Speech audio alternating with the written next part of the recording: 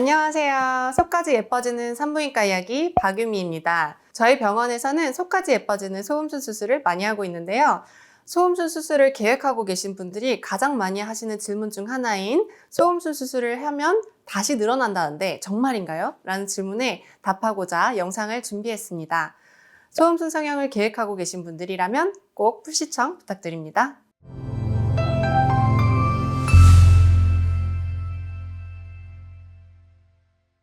소음수는 질을 덮고 있는 날개 부위를 말하는데요. 이 모양이 사람마다 다 다르게 생겼어요.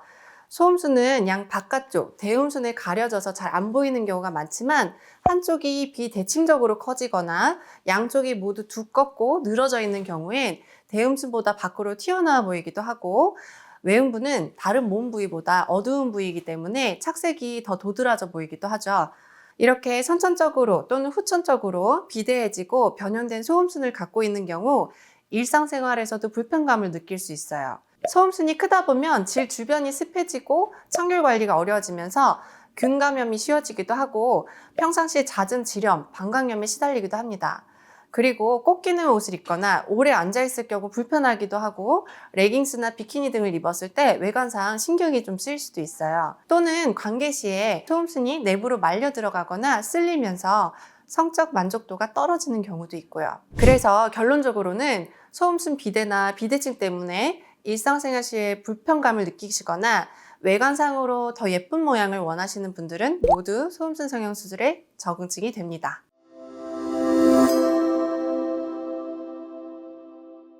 소음순 성형수술은 첫 디자인부터가 굉장히 중요하다고 할 수 있는데요.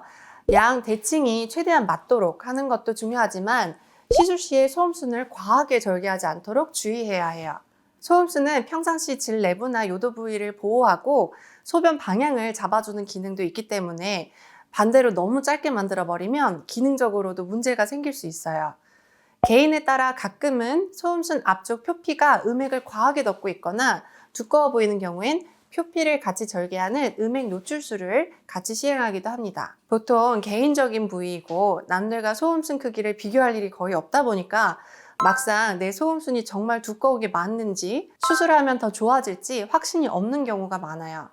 그래서 수술 전 진료실에서 개인의 소음순 모양에 대해서 먼저 설명을 드리는데 먼저 대략적인 그림을 그려서 설명을 드리고 어느 부위를 절개하면 좋을지 혹은 음액 노출술이 필요할지에 대해 충분히 상담을 한 후에 수술을 결정하게 됩니다. 이제 대략적인 디자인이 결정이 되면 수술방에서도 2차적으로 디자인을 잡고 절개할 부위의 주변에 국소 마취를 합니다.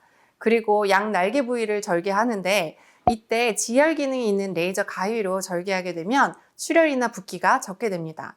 베살리우스 레이저는 특히나 이 소음순 수술에 특화된 기계 장비인데 이전에 가위나 레이저를 따로 사용하면서 수술을 했을 때에 비해서 수술 시간이나 회복 시간이 많이 줄었어요. 이후 절개 표면이 울퉁불퉁해지거나 벌어지지 않도록 녹는 실을 이용해서 간단히 봉합해 줍니다. 보통 수술 다음 날, 일주일 후, 그리고 2주 후쯤 병원에서 회복 과정 중 상처 부위 벌어짐이나 염증이 없는지 경과를 보게 되고 소독 후에 PDT 재생 레이저를 관리를 같이 해주게 되면 회복 속도가 빨라지게 돼요.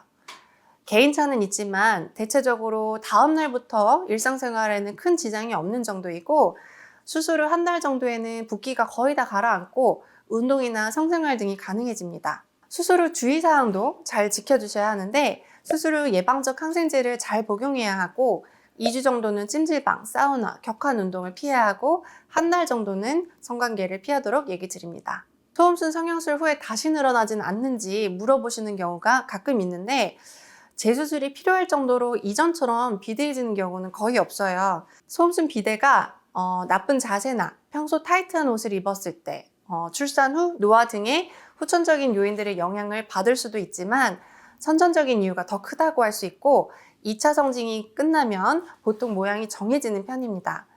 사람마다 다르게 생긴 기관이에요.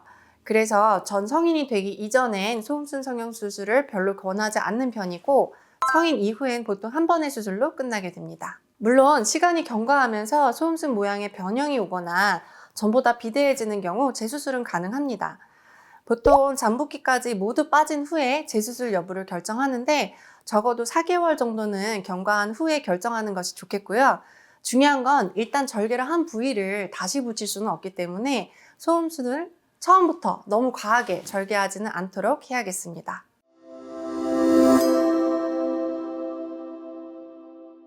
소음순 크기 때문에 불편하신 분들이 이번 영상과 같은 질문들을 많이 하시는데요.